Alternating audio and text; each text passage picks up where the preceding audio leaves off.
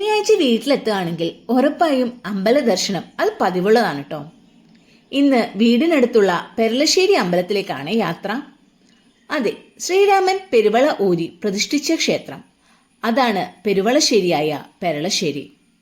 ഇവിടെ എത്തിയാൽ ഉടനെ മനോഹരമായ ക്ഷേത്രക്കുളത്തിൽ നിന്നും പാദസ്നാനം ചെയ്യാതെ എങ്ങനെ അകത്ത് കയറും?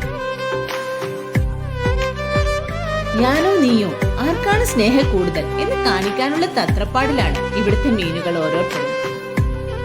ഈ സ്നേഹം മതിയാവോളം ആസ്വദിക്കാതെ എങ്ങനെ ഇവിടെ നിന്ന് നീങ്ങും?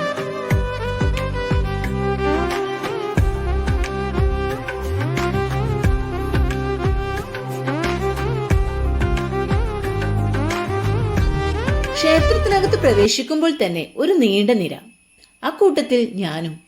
സർപ്പപ്രീതിക്കായി മുട്ട വഴിപാട്, അത് കഴിഞ്ഞ് തെല്ലു കാത്തു നിൽക്കാതെ നാലമ്പല ദർശനം, ഒപ്പം ചുറ്റമ്പലവും. ഈ കാണുന്ന ആൽമരത്തിനുമുണ്ട് കേട്ടോ ഒരു കഥ. ശ്രീരാമ ഭഗവാന്റെ കാലഘട്ടത്തിലുള്ളതാണത്രേ ഈ ആൽമരം.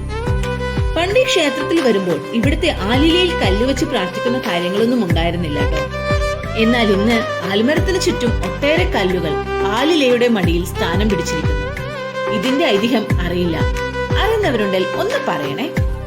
ഞാൻ പറഞ്ഞല്ലോ, കുഞ്ഞിലെ ഈ ക്ഷേത്രത്തിൽ വരാൻ വല്ലാത്തൊരു ഇഷ്ടം തന്നെയാണ്. അതിന്റെ കാരണം എന്താന്നല്ലേ, കാണിച്ചു തരാലോ. ഇവിടുത്തെ പായസം, ഈ ഒരു അരിപ്പായസം, വാഴയിലയിൽ ആവി പറക്കുന്ന പായസത്തിന് പണ്ടും ഇപ്പോഴും ഒരേ രുചി തന്നെ. ഇത്തിരി ക്ഷമയില്ലാത്തത് കൊണ്ടാണോ എന്നറിയില്ല, അത് അവിടെ വെച്ച് തന്നെ കഴിക്കുമ്പോൾ ഒരു പ്രത്യേക രുചി തന്നെയാണ്. വേണമെങ്കിൽ ഇന്നത്തെ ഭാഷയിൽ ഒരു നൊസ്റ്റ എന്നും പറയാം.